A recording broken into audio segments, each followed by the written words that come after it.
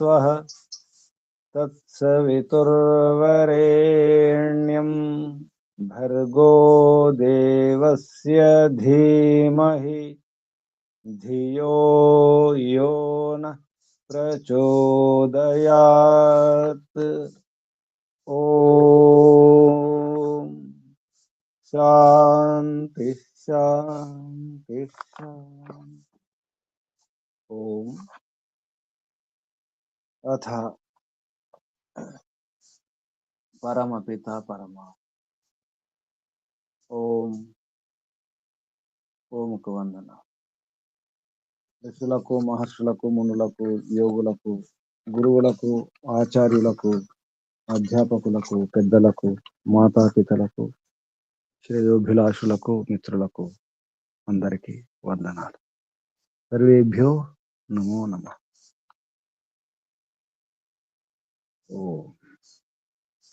अथ चाणक्य नीति दर्पण शोधपूर्ण संस्करण भाष्यकार परमहंस स्वामी जगदीश्वरानंद सरस्वती गारू రాజనీతి సముచ్చయం అనే చాణక్యుడు రచించినటువంటి ఈ శాస్త్రానికి చాణక్య నీతి దర్పణం అనే పేరు పెట్టి కొంత పరిశోధించి భాష్యం రాయడం జరిగింది. మనం ఇంతవరకు 3 అధ్యాయాలు పూర్తి చేసుకున్నాం. చివరి శ్లోకంలో 3వ అధ్యాయంలో చివరి శ్లోకంలో మూర్ఖుడు లేదా మూర్ఖులు పూజింపబడకూడదు. ఎక్కడైతే మూర్ఖులు పూజింపబడరో, ఎక్కడైతే ధాన్యం అన్ని అంటే విపులంగా ఉంటుందో, సాధనాన్ని కూడా దంపతులు కలహించకుండా, దంపతుల గొడవ లేకుండా ఉంటుందో అక్కడ లక్ష్మి స్వయం వచ్చేస్తుందట. తత్ర శ్రీ స్వయం ఆగత. ఐశ్వర్యము, సుఖము, సంతోషం అన్ని కూడా వచ్చేస్తాయి స్వయంగా. మూర్ఖులు పూజింపబడకూడదు. ఎక్కడైతే మూర్ఖులు పూజింపబడతారో, పూజనీయులు పూజింపబడరు. అక్కడ 3 వస్తాయి. దుర్భిక్షం అంటే కరువు కాటకాలు, మరణం, భయం అని స్కంద పురాణంలో చెప్పినటువంటి విషయాన్ని కూడా ఇక్కడ ప్రమాణం తీసుకోవడం జరిగింది. అపూజ్యాయత్ర పూజ్యంతే పూజనీయో న పూజ్యతే త్రీణి తత్ర ప్రవర్తంతే దుర్భిక్షం, మరణం, భయం అన్నారు. కాబట్టి పూజనీయులు పూజింపబడాలి, మూర్ఖులు పూజింపబడకూడదు.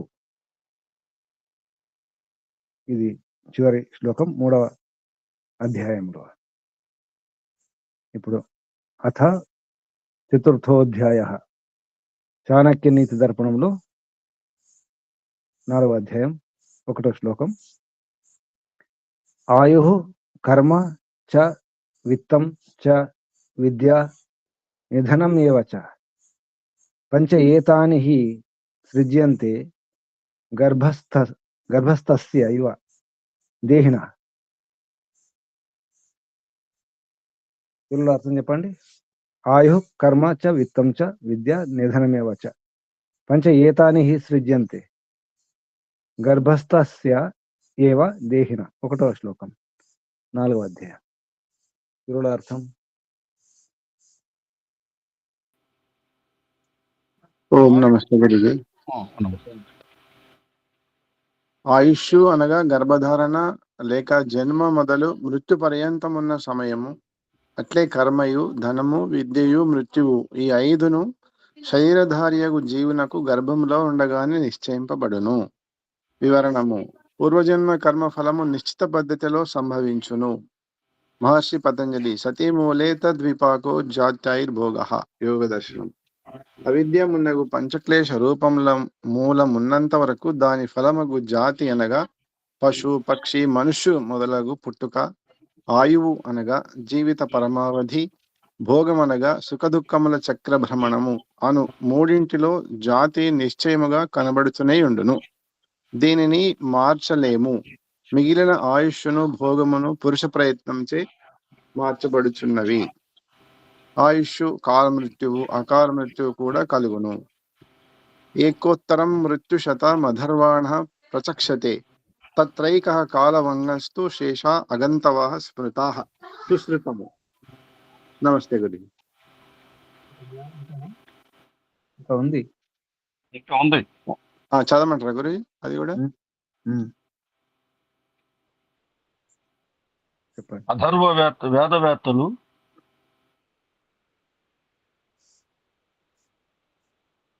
చెప్పండి.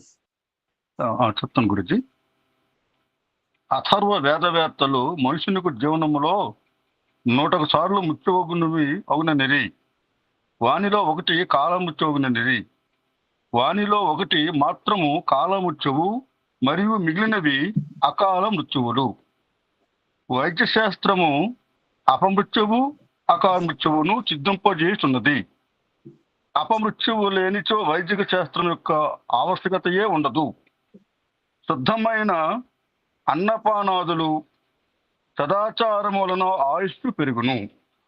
అశుద్ధమగు అన్నపానాదుల వలనను దురాచారాదుల వలనను ఆయుష్షు క్షీణించును. కర్మము మానవునకు కర్మలు స్వతసిద్ధముగానే నిశ్చితములై ఈ కర్మ ఈ వ్యక్తి చేయవలయును అని ఉన్నచో శాస్త్రోపదేశము వ్యర్థమగును. కర్మలు నిశ్చితములే అయినా చో జీవునకు పాపపుణ్యకర్మల ఫలము అంతరాదు. కారణము జీవుడు తన ఇష్టానుసారము చేయక పరవశుడై పూర్వ నిశ్చితములనే చేసెను. కావున అతడు బాధ్యుడు కాకపోవలసి వచ్చును. ధనము ధనప్రాప్తియు నిశ్చితమై ఉన్నచో ధనము కొరకు వ్యాపారము, నౌకరి, వ్యవసాయము మొదలగు పురుష ప్రయత్నములు వ్యర్థము. యవన చెట్లు జరుగవలెనో అట్లే జరుగునని ప్రయత్నములు మానవలెను. ఇక విద్య యవనికంత విద్య కొలగవలెనో నిశ్చితమై ఉన్నచో విద్యాలయములు, మహావిద్యాలయములు, విశ్వవిద్యాలయములు మూసివేయవలెను.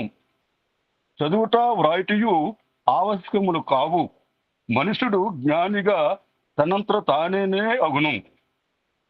మృత్యువు విచక్షణ ఆయువు గూర్చి వ్రాసి దానితోనే నది సరిపోవును.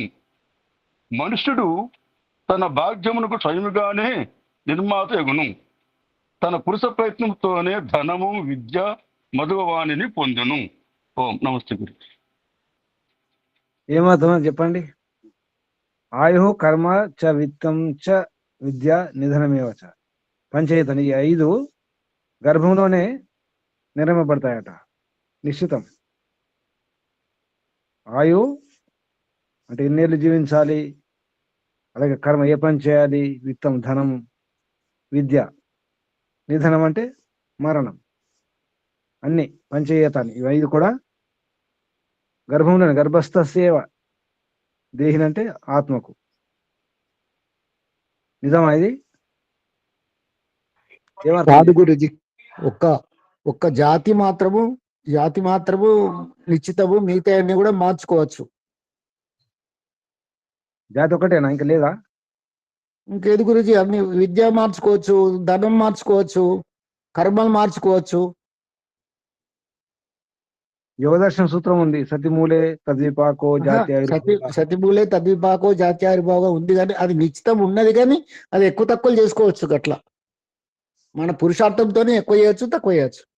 జాతి, ఆయు, భోగాలు.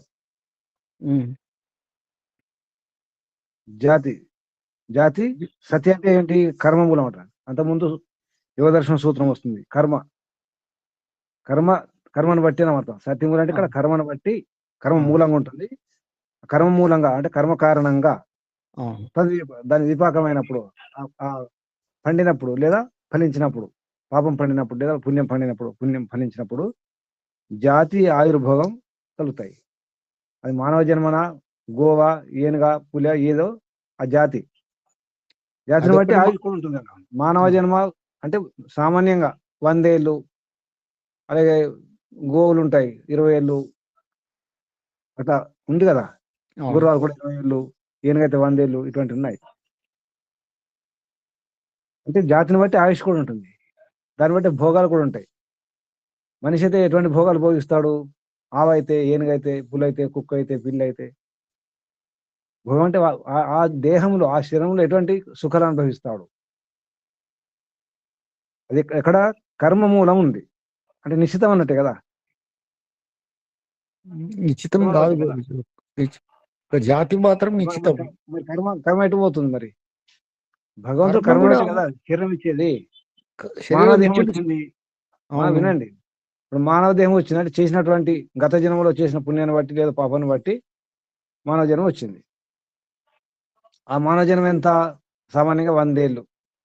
100 ముందు కూడా అకాల మృత్యులు కూడా ఉన్నాయనుకోండి, 100 పైన కూడా ఉండొచ్చు. భూయస్య శరదాశత 100 పైన కూడా జీవించవచ్చు. అంటే సామాన్యంగా 100 ఏళ్ళు అది ఆయు. జాతి మానవ జాతి, మానవ జన్మ ఆయువు 100 ఏళ్ళు సామాన్యంగా. భోగాలు కూడా ఉంటాయి. మానవ దేహం ఉన్నప్పుడు భోగాలు వేరుంటాయి. అదే పక్షి అయితే, పశువు అయితే, క్రిమి కీటకాలతో వేరుంటాయి భోగాలు, సుఖాలు కదా. అంటే ఇది నిశ్చితం అన్నట్టే కదా కర్మను బట్టి. అది న్యాయం కదా. ఇప్పుడేమంటారు? మిగతా చెప్పండి ఎవరైనా. ఊరికి చదువుకుంటూ వెళ్ళిపోదాం మరి. లేదు గురుజీ, చదువుకుంటూ ఇట్లా వెళ్ళిపోదామా? చర్చించాలి. ఇట్లా చర్చిస్తేనే విషయం బోధపడుతుంది. ఇప్పుడు ఇక్కడ ఏమన్నారు చాణక్యుడు? ఆయు కర్మ చ విత్తం చ విద్య నిధనం. ఇంకో 5: ఆయు, కర్మ, విత్తం అంటే ధనము, విద్య, తర్వాత నిధనం అంటే మరణం. ఇవి నిశ్చితము. గర్భస్థం అంటున్నాడు, గర్భంలో ఉన్నప్పుడే. దీని అర్థం ఏంటి? కింద చదివారు కదా మరి, మీరంతా ఇప్పుడు ఇంతలో చదివారు కదా, కింద ప్రమాణాలు వివరణ విమర్శ చేశారు కదా. ఆయు అంటే ఏంటి, కర్మ, ధనము, విద్య అన్ని చెప్పారు కదా ఇంతవరకు. నమస్తే గురుజీ. వెళ్ళిపోవడమేనా? చెప్పండి. అదే గత జన్మల తాలూకా ఆధారంగా ఏదైతే ఉందో అది ఆ కర్మల ఆధారంగానే ఈ జాతి, ఆ జాతి తగ్గట్టుగా ఆయువు, భోగం అన్నీ వస్తాయి. అది ఇక్కడ ఈ జన్మ వచ్చిన తర్వాతను మరలా మనము ఉన్నత వైపు వెళ్ళొచ్చు, అదో మార్గం వెళ్ళొచ్చు, మార్చుకోవచ్చు అనమాట. అంటే జాతి కూడా రాబోయే జన్మలో ఆ ఉన్నత వైపు వెళ్తే ఇంకా ఉన్నత జాతికి వెళ్ళొచ్చు, అదో మనం చెడు కర్మలు చేస్తే ఇంకా దిగువ జాతికి వెళ్ళొచ్చు. ఆ జాతికి వెళ్తే ప్రశ్న అది కాదు గురుజీ. ప్రశ్న గమనించండి. ప్రశ్న ఏంటంటే, చాణకుడు ఏమంటున్నారు ఈ శ్లోకంలో? ఆయుష్, కర్మ, విత్తము, విద్య, నిధనం, మరణం ఇవి నిశ్చితమట. తల్లిగర్భం ఉన్నప్పుడే నిర్ణయం అయిపోతాయట. నిశ్చితమైతే ప్రయత్నం చేయక్కర్లేదని కదా, కర్మకు ప్రయత్నం చేయక్కర్లేదు, ధనము గురించి.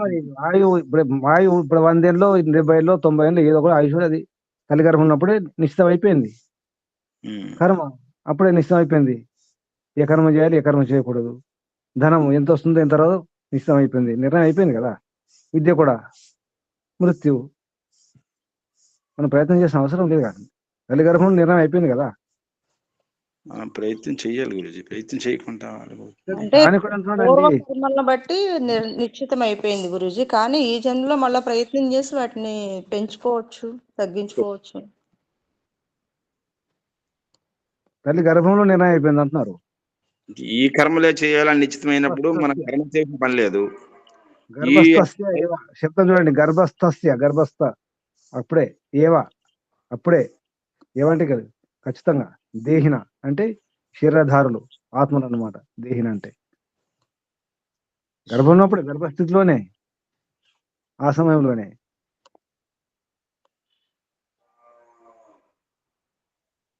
భగవంతుడు రాత రాసేసి బ్రహ్మదేవుడు కదా. బ్రహ్మదేవుడు తల్లి గర్భంలో మొత్తం రాత, బ్రహ్మరాత, తలరాత. కొన్ని కింద వివరణ బట్టి అయితే వేదానికి విరుద్ధంగా ఉన్నదని అంటే అనిపిస్తుంది. అది ఉంటే జీవునికి స్వతంత్రత ఇక్కడ మరి అట్లా ఖచ్చితంగా అదే బ్రహ్మదేవుడు రాసింది ఉంటే. ఇది ఎంత ఎవరంటారు? చాణక్యుడు అంటున్నారు. అదే చాణక్యుడు అన్నాడు, కానీ అది సాధారణంగా కానీ మనం పురుష ప్రయత్నంతోనే ఇవి మార్చుకోవచ్చు. అట్లా పైన మాట్లాడొద్దు, గట్టిగా మాట్లాడాలి, రుజువు చేయాలి, నిరూపించాలి కదా. చాణక్యుడు తప్పని నిరూపించండి, లేదా ఒప్పని నిరూపించండి. ఇప్పుడు ఇప్పుడు ఈ కర్మలే నా గర్భంలో ఈ కర్మలే నిర్ణయించబడ్డాయి కాబట్టి నేను ఈ కర్మలే చేస్తాను అనడానికి ఆ కర్మలే చేయలేదు కదా గురుజీ. వాడు తన సొంత ప్రయత్నంతో వేరే కర్మలు చేస్తుంటాడు. రేపు దీనిపైన డిబేట్. రెండు గురూజీ, ఆయువు మార్చుకోవచ్చు, జాతి మార్చుకోలేము. కర్మ కూడా అనుభవించాల్సిందే తెచ్చుకున్నది. విత్తము కూడా మనకు ఈ జన్మలో ఎంత ఇవ్వాలో అంతే ఇస్తాడు. నిదానం కూడా మార్చుకోవచ్చు గురూజీ. మరి అంతే, మరి విత్తం ఎంత ఇవ్వాలి అంత ఇస్తాడు. ఏం ప్రయత్నం చేయదు, వ్యాపారాలు చేయదు, డబ్బు ప్రయత్నం చేయాలి, చేసినాకనే వస్తది, చెయ్యకుంటే రాదు. ఎంత ప్రయత్నం చేసినా మనకి ఎంత తల్లి గర్భంలో నిర్ణయం అయిపోయింది. మరి అట్లా మనం ప్రయత్నం చేయకుండా కూర్చొని చేతుల దగ్గర ముడుచుకుంటే రావు కదా గురూజీ. మరి ఇక్కడ అంటున్నారు, చాణక్యుల వారు అంటున్నారు కదా, గర్భస్థ అలాంటప్పుడు అందరు సోమరుగా జీవించాలి. యోగ శాస్త్రానికి విరుద్ధంగా ఉందండి. ఇదేదో ఉంది కిటుకు. గురూజీ తెలుసు కిటుకుంది ఏందో, నాకు తెలియట్లేదు, మనకు తెలియట్లేదు. నిరూపించండి. కొందరేమో చాణక్యుడు తప్పు అని నిరూపించండి, లేదా ఉప్పు నిరూపించండి. తప్పు అనే వాళ్ళు ఎంతమంది, ఉప్పు అనేవాళ్ళు ఎంతమంది, చాణక్యుడిని సపోర్ట్ చేసే వాళ్ళు ఎంతమంది? ఉప్పే గురూజీ, కానీ అది మాకే తెలియట్లేదు. అమ్మా సమాధానం ఇప్పుడు రేపటి టైం ఉన్నది. రేపు డిబేట్, రేపు శాస్త్రార్థం, రేపు పోటీలు ఉన్నాయి. రేపు పోటీలు. 2వ శ్లోకం చూడండి. ఇప్పుడు మీరు ఎంతమంది ఒప్పుకుంటున్నారు? తల్లి గర్భం ఉన్నప్పుడే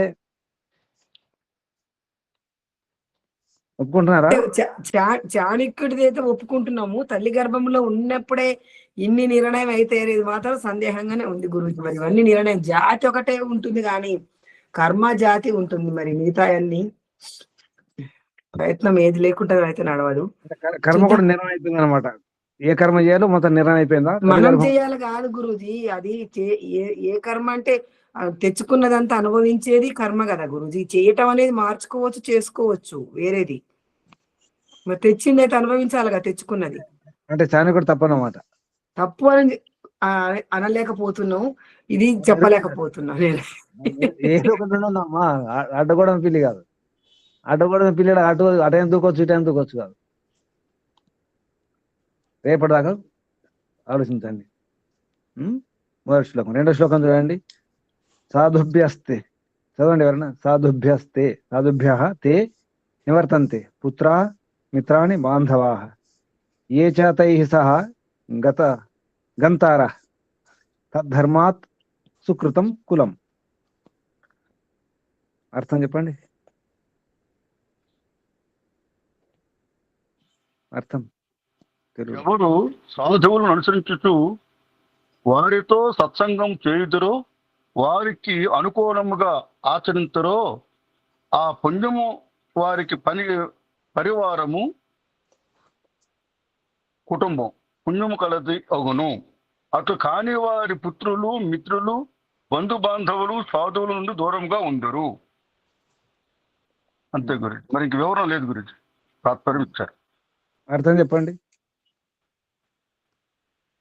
అదే గురించి. ఇప్పుడు పుత్రులు మిత్రులు బంధువులు వీళ్ళు సాధుభ్యస్తే నివర్తంతే అంటే విముఖంగా ఉంటే, ఆ సత్పురుషులను అనుసరించుతూ వారి సత్సంగములు మాటలు వింటూ అందుకు అనుకూలముగా ఎవరైతే నడుచుకుంటారో, తమ జీవనం కొనసాగిస్తారో, ఆ పుణ్యం వలన వారి పరివారము పుణ్యం కలది అవుతుంది. ఎందుకంటే ఆయనే బాగుపడే కాకుండా ఆయనతో పాటు పరివారం కుటుంబంలోని సభ్యులు కూడా బాగుంటారు అనేటువంటిది. సాధు అనుకూలంగా ఉన్నవారు అంటే సాధులతో సహా గంతారా తత్ ధర్మాత్ సుకృతం కులం. వారి యొక్క ధర్మం సుకృతం కులం, సుకృతం అవుతుంది అంటే కృతకృత్య అవుతారు, అవుతుంది. కానీ ముందు పంక్తి చూడండి. ఎవరైతే సాధులకు విముఖంగా ఉంటారో వాళ్ళు ఏమవుతారు మరి? ఎవరైతే సాధువులకు అనుకూలంగా ఉంటారో అయిపోయింది. వారికి వారేమవుతారు? వారికి వారి పుత్రులు గాని మిత్రులు గాని బంధు బాంధవులు గాని సాధువులను దూరంగా ఉందరు అంటే స్థిర ప్రవర్తన కలిగి వారు అనవసరాలు అవుతారు అని అర్థం గురించి. అంటే సాధులకు అనుకూలంగా ఉంటే ఆ కుటుంబం కృతకృత్య అంటే సఫలురవుతారు అన్నమాట, లేకపోతే వ్యర్థం. పైన పంక్తి ఏం చెప్తుందంటే సాధువులకు వ్యతిరేకంగా ఉంటే ఈ పుత్రులు మిత్రులు అందరూ కూడా వీరు కూడా విముఖం అయిపోతారు, దూరం అయిపోతారు అని అర్థం. ఎవరైతే సాధువులకు అనుకూలంగా ఉంటారో వీళ్ళందరూ ఉంటారు, ఆ కులము, ఆ కుటుంబం, ఆ వంశము సార్థకం అన్నమాట. సాధువులు అంటే ఎవరు మరి? సాధువులు ఎవరు? ఎవరు సాధువులు? అదే సత్పురుషులు, వేద విద్వాంసులు, గురువులు, వేద గురువులు, వీళ్ళంతా సజ్జనులు. మహర్షులు, సజ్జనులు. సజ్జనులు. 3వ శ్లోకం దర్శన ధ్యాన సంస్పర్శై మత్సి కూర్మి చ పక్షిణి శిశుం పాలయతే నిత్యం తథా సజ్జన సంగతి. అంటే సజ్జన సంగతి ఎలా ఉంటుందో చెప్తున్నారు. సజ్జనులతో వారి సన్నిధిలో ఉంటే వారి సాంగత్యం, సజ్జనుల యొక్క సాంగత్యం అంటే శ్రేష్ఠ పురుషుల యొక్క సత్సంగము ఉంటే ఏమవుతుందో చెప్తున్నారు. తెలుగులో అర్థం చెప్పండి. దర్శన ధ్యాన సంస్పర్శై. చేప చూపుతోనూ, తాబేలు ధ్యానముతోనూ, పక్షి స్పర్శతోనూ తమ తమ సంతానమును నిత్యము రక్షిస్తూ ఉండును. అట్లే శ్రేష్ఠ పురుషుల సంబంధము మనుషులను పోషించును, రక్షించును. దానికి వివరణ సత్సంగ మహిమను గురించి భర్తృహరి ఇలా చెప్పారు. జాజ్యం దిజో హరతి సించతి వాచి సత్యం మానో ఉన్నతిం జసతి పాపం అపాక కరోతి పాపం అపాక కరోతి చేతః ప్రసాదిత దిక్షు తనోతి కీర్తిం సత్సంగతి కథయా కిం న కరోతి పుంసాం. భర్తృహరి నీతి శతకంలో 22వ శ్లోకం. సత్సంగతి బుద్ధిమాంద్యమును పోగొట్టును, వాక్కునందు సత్యమును నిలుపును, గౌరవమును పెంచును, గొప్ప గౌరవమును కలిగించును, పాపమును పోగొట్టును, దిక్కులందంతటా యశస్సును వ్యాపింపజేయును. మానవులకు సత్సంగతి వలన ఏమి కలుగదో చెప్పండి. ఏమి కలుగుతాయి చెప్పండి. అన్ని కలుగుతాయి అన్నమాట. అన్ని కలుగుతాయి. అన్ని కలుగుతాయి. సత్సంగతి ఏమవుతుంది? సజ్జనుల యొక్క సత్సంగతి సాంగత్యము బుద్ధిమాంద్యం దూరం చేస్తుంది. జాడ్యం, జాడ్యం అంటే బుద్ధిమాంద్యం. వాణి, వాచి అంటే వాణి సత్యాన్ని అంటే సత్యంతో నింపేస్తుంది, తడిపేస్తుంది. తర్వాత మానోన్నతిం అంటే సన్మానంలో ఉన్నతి జరుగుతుంది, మంచి సన్మానం జరుగుతాయి. ఇవన్నీ పాపం అపాకరోతి పాపం దూరం చేస్తుంది. ఎన్నో లాభాలు ఉన్నాయి. చేత అంటే ఇక్కడ మనస్సును, చిత్తాన్ని ప్రసాదయతి ఆహ్లాదితం చేస్తుంది. సజ్జనుల యొక్క సత్సంగతి. చేత ప్రసాదయతి దిక్షు అంటే అన్ని దిక్కుల్లో తనోతి విస్తరింపజేస్తుంది కీర్తిని. సత్సంగతి కథయ చెప్పండి, కిమ్న కరోతి ఏం చేయదో చెప్పండి అంటున్నారు. అంటే అన్ని చేస్తుంది అన్నమాట. ఇది చెప్పండి. ఈ చేప ఏం చేస్తుంది? దర్శనం ద్వారా రక్షించుకుంటుందట. చూశారు ఎవరన్నా? చేప దర్శనం ద్వారా చేప చూపుతో పిల్లల్ని రక్షించుకుంటుంది, కాపాడుకుంటుంది. ఎలా గమనించారు ఎప్పుడైనా? చేప చూపుతో పిల్లల్ని కాపాడుకోవడం. సరే, తల్లులు మీరెలా కాపాడుకున్నారు? తండ్రులు మీరెలా కాపాడుకున్నారు పిల్లల్ని?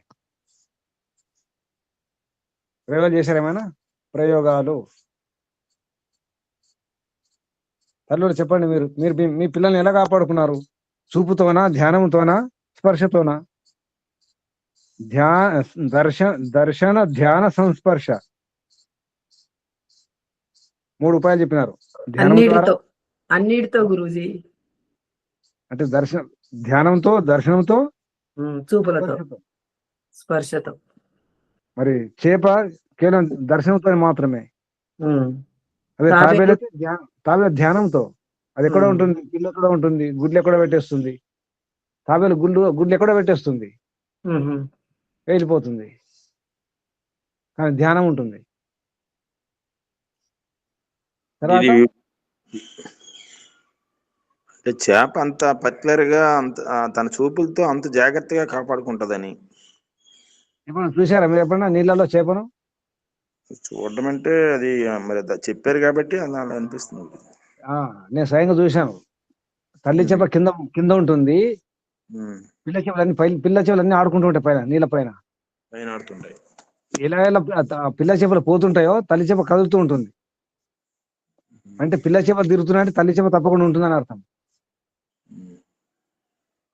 ఇప్పుడు గమనించండి, ఎక్కడైనా చెరువుల్లో మడుగుల్లో ఎక్కడైనా ఉంటే చూడండి, పిల్ల చేపలు తిరుగుతున్నాయి పైన అంటే తల్లి చేప కింద ఉంటుంది, పెద్ద చేప. నేను చూశాను గురించి అలాగే కరెక్ట్. ఇప్పుడు గమనించండి, ఎక్కడ ఎప్పుడైనా మడుగుల్లో చూడొచ్చు. తర్వాత ధ్యానం, తాబేలు గుడ్లు పెట్టిపోతుంది ఇసుకలో ఎక్కడో, కానీ ధ్యానం అంతా ఎక్కడ ఉంటుంది. ఆ తాబేలు పిల్లలు పిల్లైన తర్వాత ఎక్కడికి వెళ్తాయి గమనించారు ఎప్పుడన్నా? తాబేలు పిల్లలకు అసలు ఎక్కడ నీళ్లు ఉన్నాయో తెలియదు, కానీ ఆ పిల్లలు పుట్టిన తర్వాత నీళ్లు ఎటువైపు అటువైపు వెళ్ళిపోతుంది. అక్కడ తల్లి ఉంటుంది, అక్కడ తల్లి ఉంటుంది. ఎంత విచిత్రం చూడండి. తల్లి తాబేలు గుడ్లు పెట్టి వెళ్ళిపోతుంది, అంతే, ధ్యానం చేస్తుంది అంతే, అంటే గుర్తు చేసుకుంటుంది. పిల్లలు పుట్టిన తర్వాత ఆ పిల్లలు అటువైపు వెళ్ళిపోతాయి. ఆ నీళ్లు ఎక్కడ ఉంటే అక్కడ, ఆ తల్లి ఎక్కడ ఉంటే అక్కడ. స్పర్శ ద్వారా పక్షులు రెక్కల కింద దాచుకుంటాయి. కోళ్ళను చూసి ఉంటారు మీరు, పక్షులను చూసి ఉంటారు. స్పర్శతో దాచుకుంటాయి, కాపాడుకుంటాయి. ఈ మూడు కూడా సజ్జన సంగతి 3 చేస్తుందట. తథా అలాగే సజ్జన సంగతి దర్శనము, ధ్యానము, స్పర్శ 3 రకాలుగా రక్షణ జరుగుతుంది. సజ్జనుల యొక్క అంటే సద్గురుల యొక్క, మంచి గురువుల యొక్క సత్సంగతి సాంగత్యం అలా ఉంటుంది. నీతి చెప్పడం జరిగింది. జాడ్యం ధియో అని చెప్పేసి ఇక్కడ ప్రమాణం. అది అంటే సత్సంగతి వలన ఎంత లాభం ఉంటుందో. తర్వాత శ్లోకం 4వ శ్లోకం, ఇది మనందరికి వర్తిస్తుంది. 90 ఏళ్ళు వచ్చిన తర్వాత అప్పుడు యోగాసనం నేర్చుకుంటాను, సంస్కృతం నేర్చుకుంటాను, జపం చేస్తాను అని అంటే ఎలా ఉంటుంది 90 ఏళ్ళ తర్వాత? ఇల్లు మంటలు కాలుతుంటే బావి తవ్వుకుంటాను అన్నట్టు ఉంటుందట. ఇల్లు మంటలు కాలుతుంది, అప్పుడు బావి ఎక్కడ తవ్వాలని ఆలోచిస్తే ఎలా ఉంటుంది? బావి తవ్వుకున్నారా? అందరికి బావి సిద్ధంగా ఉందా? బావులు ఉన్నాయా మీకు? తవ్వుకుంటారు ఇప్పుడు.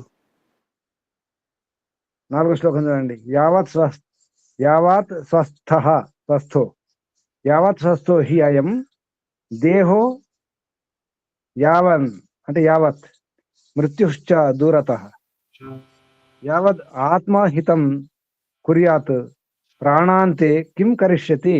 ప్రాణం పోయేటప్పుడు ఏం చేస్తారు? ప్రశ్న. ప్రాణం పోయేటప్పుడు ప్రయత్నం చేస్తారా? అప్పుడు మీరు అర్థం చెప్పండి.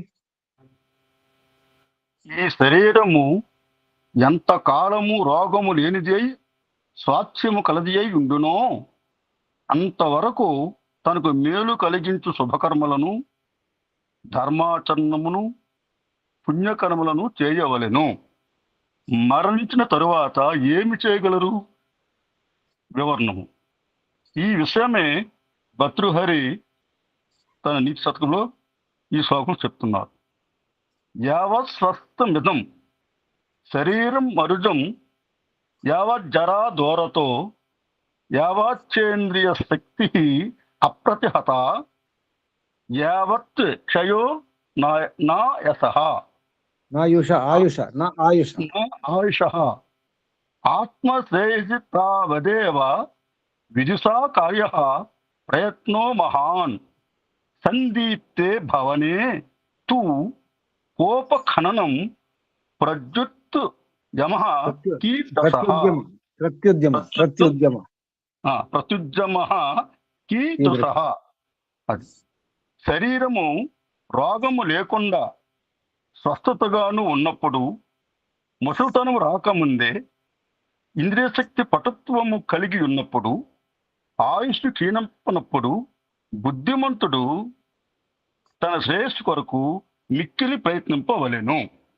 అటులో కాక అన్నియు క్షీణించిన తరువాత ప్రయత్నించుట కొంప తగలబడుతుందా బావి త్రవ్వుటకు ప్రయత్నించుట వలె వ్యర్థమగును. ఆత్మ కళ్యాణం కొరకు ఏమి చేయవలెనో జవాబు. కురు పుణ్య మహోరాత్రం స్మర నిత్యం మహేశ్వరం త్యజ దుర్జన సంస్కర్గం భజ సాధు సమాగమం. రాత్రిం బవళ్ళు పుణ్యకర్ములు చేయము, పరమేశ్వరుని నిత్యము స్మరింపుము. దుర్జన సాంగత్యము విడువుము, సజ్జన సాంగత్యము చేయము. వాగ్రీవ తిష్టతి జరా పరితర్జయంతి, రోమాచ్చ శత్రవ యవ ప్రహరంతి. రోగాశ్చ రోగాచ్చ శత్రువ ఇవ ప్రహరంతి. ఆయు పరిస్రవతి. ప్రహరంతి గాత్రం లేదా? ప్రహరంతి గాత్రం ఉండాలి. ప్రహరంతి గాత్రం. ప్రహరంతి గాత్రం. ఆయు పరిస్రవతి భిన్న ఘటాది నామో నాంబో ఇవాంబో ఇవాంబో ఘటాది ఇవాంబో. లోకో నాథ ఆత్మహిత ఆత్మహితం ఆచరతీతి చిత్రం. ఇది చాణక్య నీతి శాస్త్రంలో 4:24. చాణక్య రాజనీతి శాస్త్రం. అది వేరే పుస్తకం, రాజనీతి శాస్త్రం. అవును గురించి, అది ఆ పుస్తకం వచ్చేసాము ఇప్పుడు. భయంకరమైన పెద్ద పులి వలె వృద్ధావస్థ భయభీతిని చేయుచుండును. అయినను మనుష్యుడు తన కళ్యాణం అంటే మేలు కొరకు ప్రయత్నము చేయడు. ఇది మహా విచిత్రము. ఇంకా రోగాలు శత్రువులాగా ఉన్నాయి. పగిలిన కుండ నుంచి నీరు గారినట్టుగా ఆయుష్ కారిపోతుంది, క్షీణించిపోతుంది. భిన్న ఘటాదివ అంభో. పగిలిన కుండ నుంచి నీళ్ళు ఎలా గారితే అలా గారిపోతుంది ఆయు పరిస్రవతి. అయినప్పటికీ ఇంకా ఆత్మ హితం కొరకు ఏమి ఆచరించడం లేదు, ఆత్మ కళ్యాణం కొరకు ఏమి కూడా చేయడం లేదు. ఇది చిత్రం, మహా ఆశ్చర్యం అంటున్నారు. ఎవరెవరు బావులు తవ్వుకున్నారు? ఉన్నాయా బావులు మీకు? ఇప్పుడే ఆరోగ్యం బాగున్నప్పుడే, వయసు ఉన్నప్పుడే, బుద్ధి పనిచేస్తున్నప్పుడే, దీపం ఉండగానే ఏం చేస్తారు? ఇల్లు చక్క పెట్టుకోవాలి. ఇంకా దీపం ఉందా? ఇల్లు చక్క పెట్టుకున్నారా? మరి ఉంది దీపం ఉంది ఒంట్లో. దీపం ఉందా? ఒంట్లో దీపం ఉండకుండా రోజు రోజుకి సత్సంగాలు ఇవన్నీ బావులు తవ్వుకుంటున్నాం అండి. ఇంకా తవ్వుకుంటున్నారా? తవ్వి రెడీ లేవా? అవి తవ్వుతున్నాం, తవ్వి రెడీగా ఉన్నాం అన్నాయి. ఇంకా ఎక్కడ తవ్వాలని ఆలోచిస్తున్నారా? ఇంతకుముందు విన్నదంతా తవ్వేసినట్టేనండి, ఇప్పుడు తవ్వుతున్నాం. ఇప్పుడు వినబోయే తవ్వుతున్నాం. వృద్ధావస్థ ఆడపిల్లిలాగా ఆడపిల్లిలాగా వృద్ధావస్థ భయంకరంగా ఉందట. భయభీతం చేస్తుంది, భయపెడుతుంది. వృద్ధావస్థను ఆడపుల్లితో పోల్చడం జరిగింది. రోగాలు శత్రువులాగా, రోగాష్ట శత్రువ ఇవ ప్రహరంతి గాతం. శరీరాన్ని ఈ రోగాలు శత్రువులాగా ఆక్రమిస్తున్నాయి. ప్రహరంతి. అలాగే ఆయుష్ పరిస్రవతి, కారిపోతుంది. భిన్న పగిలిన కుండ నుంచి నీళ్లు పోతున్నట్టుగా. రోజు రోజుకు ఆయుష్ తగ్గుతుందా? క్షణం తగ్గుతుందా? ఆయుష్ నెలకు తగ్గుతుందా? నెలకు ఒకసారి, 6 నెలలకు ఒకసారి, సంవత్సరం ఒకసారి తగ్గుతుందా ఆయుష్? బర్త్డేలు చేసుకుంటున్నారా? పుట్టినరోజులు, జన్మదినోత్సవాలు, జన్మదిన వేడుకలు చేసుకుంటున్నారా లేదా?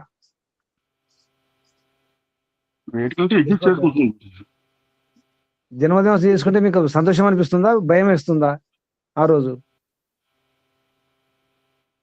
60వ పుట్టినరోజు, 65వ పుట్టినరోజు, 70వ పుట్టినరోజు ఏమనిపిస్తుంది అప్పుడు? అప్పుడు సంతోషం అనిపిస్తుంది కానీ నిజంగా అసలు సంతోషం. పుట్టినరోజు సంతోషం కదా. సంతోషమే కానీ అసలు ఒకసారి అర్థం చేసుకోండి, సంతోషమా అయిపోయిందని భయం లేదా, బాధ అనిపిస్తుందా? 60 ఏళ్ళు గడిచిపోయాయి, 70 ఏళ్ళు గడిచిపోయాయి. ఆశ ఆశ ఉంటది కదా గురించి, ఆశతో బతుకుతున్నాం. ఆయుష్ ఏమవుతుంది, వయస్సు ఏమవుతుంది, వయసు వయస్సు పెరుగుతుంది, ఆయుష్ తరుగుతుంది. వయసు పెరుగుతుంది కదా, ఏమంటారు, వయసు పెరుగుతుంది అంటారు, ఆయుష్ ఏమంటారు, తగ్గుతుంది. ఆయుష్ ఎప్పుడైనా పెరుగుతుంది, ఎప్పుడైనా ఎవరికైనా ఆయుష్ పెరుగుతుందా? ఎవరికైనా ఆయుష్ తరుగుతుంది. జాగ్రత్త, రోగాలు శత్రువులాగా దాడి చేస్తున్నాయి. వృద్ధాప్యం. పాత పాట ఉంది గురుజీ, పెరుగుతుంది వయసు అని అనుకుంటారు కానీ తరుగుతుంది ఆయుష్ అని తెలుసుకోరు అనే పాట ఉంది గురుజీ. అదే గుర్తు చేసుకోండి. ఇది అదే భర్తడు కూడా ఈ శ్లోకం రాయడం జరిగింది. మనం అప్పుడు కాదు, సందీప్తే భవనే, భవనము దీప్తే సందీప్తే కాలిపోతుంది, మంటల్లో మాడిపోతుంది. అప్పుడు కూప ఖననం ప్రత్యుద్యమ కీదృశ, అప్పుడు కూపం అంటే బావిని తవ్వాలని చెప్పి తవ్వే ప్రయత్నం చేస్తున్నారు. ఇదేమిటి అంటున్నారు, కీదృశ ఇదేంటి, అప్పుడు ఉద్యమిస్తారా, అప్పుడు ప్రారంభిస్తారా మంటల్లో కాలిపోతుంటే? జాగ్రత్త. 5వ శ్లోకం అంటే కామధేను గుణ విద్యా హి అకాలే ఫలదాయిని, ప్రవాసే మాతృ సదృశి విద్య, గుప్తం ధనం స్మృతం. విద్య గురించి చెప్పండి. విద్యయు కామధేనువు సమాన గుణములు కలవి. కామధేనువు సమయ వివక్షత లేకుండానే ఫలములను ఇచ్చును. విద్య గృహమునకు వెలుపల ప్రదేశములో ఉన్నను విదేశములలో ఉన్నను తల్లి వలె మేలును రక్షణను కలిగించును. విద్య దాచిన ధనం వంటిది కాదు, తలంపబడుతున్నది. వివరణం: విద్య నిజముగా కామధేనువే. మాతేవ రక్షతి హితేవ హితే నియుక్తే కాంతేవ చ అభిరమ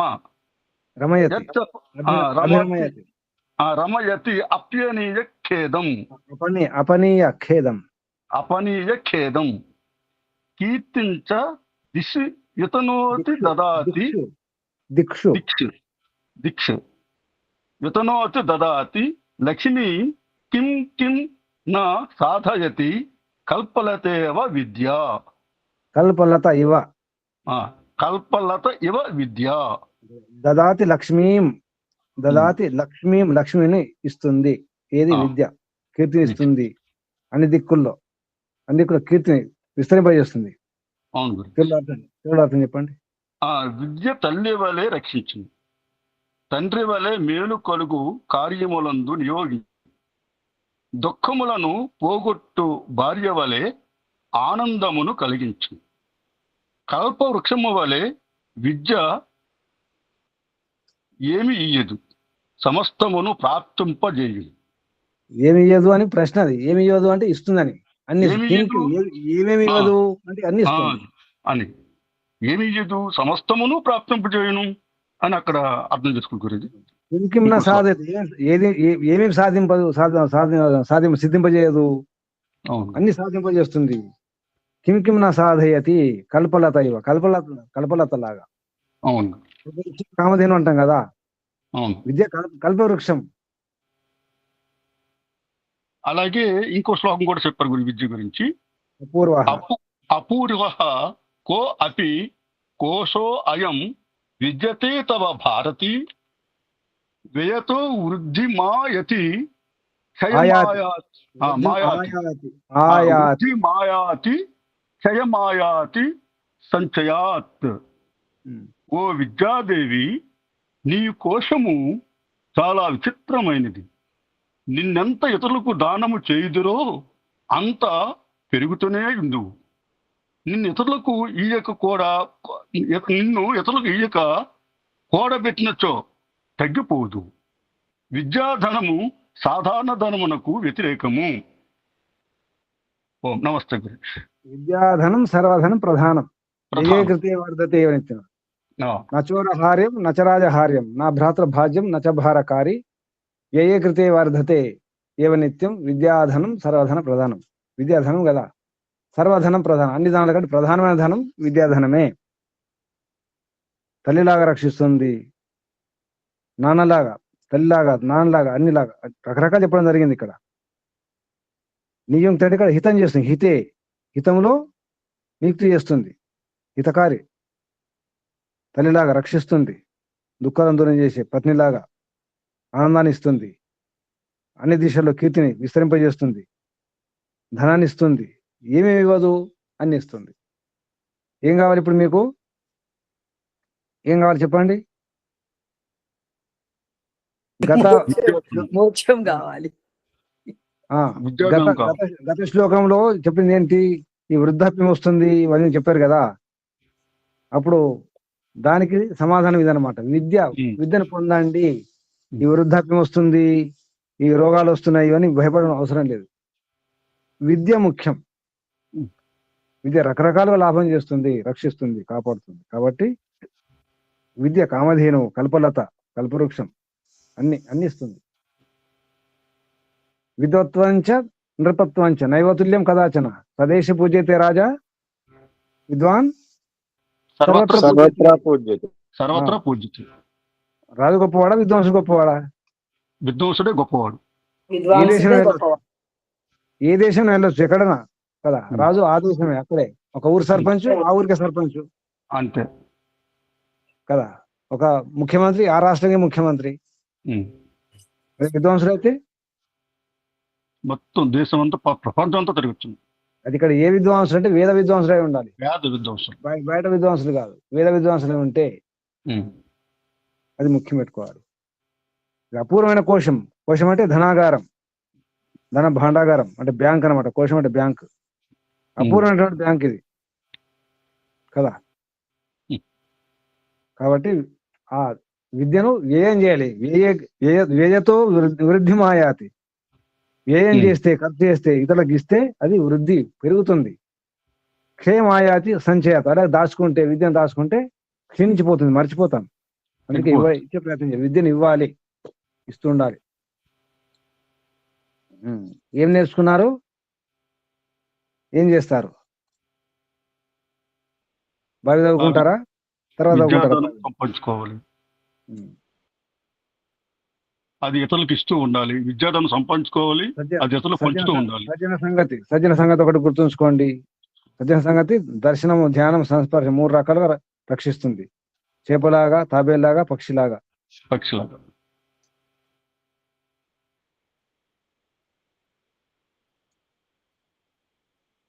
ఈ శ్లోకాలు ఉన్నటువంటి నీతిని కనుక ఉపయోగించుకొని మనం వ్యవహారం చేస్తే చాలా జాగ్రత్తగా ఉంటాం. ఏడుపు రాదు, దుఃఖాలు రావు, సమస్యలు రావు. మోహమాటం ఒకటి తగ్గించుకోవాలి. మోహమాటం ఉంటే కూడా ఇవన్నీ చదివి ఏమి లాభం లేదు. సంకోచం లేకుండా వ్యవహారం చేయడం అవసరం ఉంటుంది. ఇన్ని విని కూడా మనం మళ్ళీ అదే మోహంలో ఉండి అదే సంకోచం ఉంటే ఇక ఎవరు రక్షించరు. వ్యవహారంలో కూడా సంకోచం మనకి రాదు. అప్పుడే ఇటువంటి ఈ నీతులను వాడుకోవాలి. రోగాలు ఉన్నప్పుడు టాబ్లెట్లు వేసుకుంటున్నారా, ఔషధాలు సేవిస్తున్నారా? మరి రోగాలు ఉన్నప్పుడు, ఔషధాలు దగ్గర ఉన్నప్పుడు ఏం చేస్తారు? దగ్గర వేసుకుంటారా, లేకపోతే అలా ఉంచేసుకుంటారా? మాత్రలు, బిళ్ళలు వేసుకునే వాళ్ళు వేసుకుంటున్నాం గురించి. మరి షుగరు ఇలాంటి ఉన్నాయి కదా, ఈ బిళ్ళలు వేసుకోండి. ఈ శ్లోకాల బిళ్ళలు, నీతుల బిళ్ళలు వేసుకోండి. ఈ మాత్రలు వేసుకోండి. ఈ మాత్రలు వేసుకుంటే అసలు రోగాలే రావు. ప్రయత్నం చేసి చూడండి. అంటే మనం వాడుకోవడం రావడం లేదు. మనం సమయానికి గుర్తుకు రావాలి. ఎప్పుడు గుర్తుకొస్తాయి? మనం అభ్యాసం చేస్తే గుర్తుకొస్తాయి. ప్రాక్టీస్ చేసుకుంటూ ఉండాలి. నేను మాత్రం ఈ బిళ్ళలు వేసుకుంటాను గురుజీ.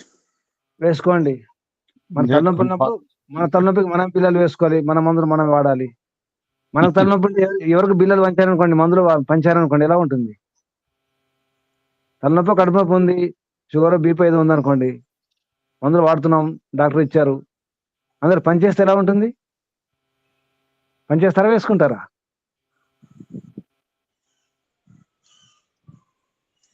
పంచే వాళ్ళు ఉన్నారా, వేసుకునే వాళ్ళు ఉన్నారా ఇందులో? మీరు పంచారా అనుకోండి, మిమ్మల్ని ఏమనాలి?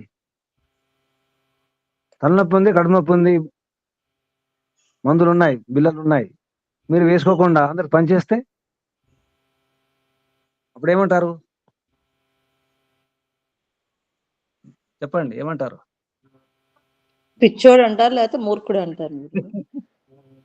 మన కోసం ఇచ్చినట్టు మందులు పనిచేస్తే ఎంత భయంకరంగా ఉంటుంది, విచిత్రంగా ఉంటుంది కదా, అంతేనా కదా?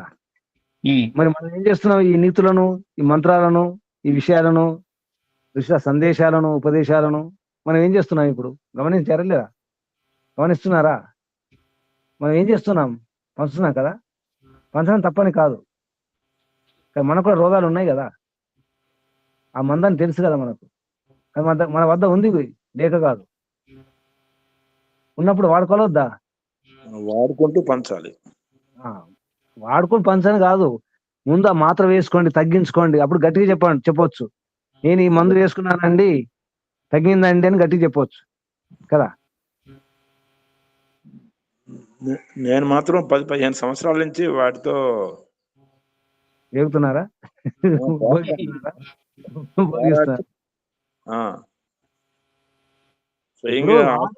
వాడుకోండి విషయం, ఎందుకంటే ఎన్నో విషయాలు విన్నారు, చెబుతున్నారు, ఉపదేశాలు ఇస్తున్నారు, ఉపదేశాలు వింటున్నారు.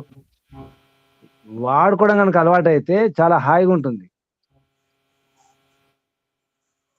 మనం బాగుంటాం, ఆరోగ్యంగా ఉంటాం, ఆనందంగా ఉంటాం, సుఖంగా, సంతోషంగా, సంతృప్తిగా ఉంటాం.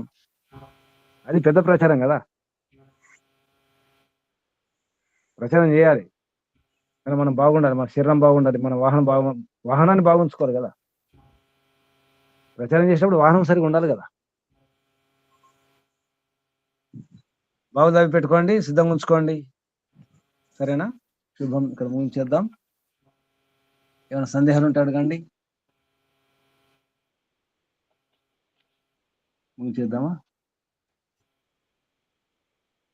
ముందుగా పరంపిత పరమాత్మకు, ఋషులకు, మహర్షులందరికీ ధన్యవాదాలు, వందనాలు, ప్రణామాలు. సైనికుల వారికి కూడా ధన్యవాదాలు, వందనాలు. మీ అందరికీ వందనాలు, అభినందనలు. పరమపిత పరమాత్మ శుభాశిస్సులు. ఓం సర్వేభ్యో నమో నమః. చేద్దామా? ఓం శుభం.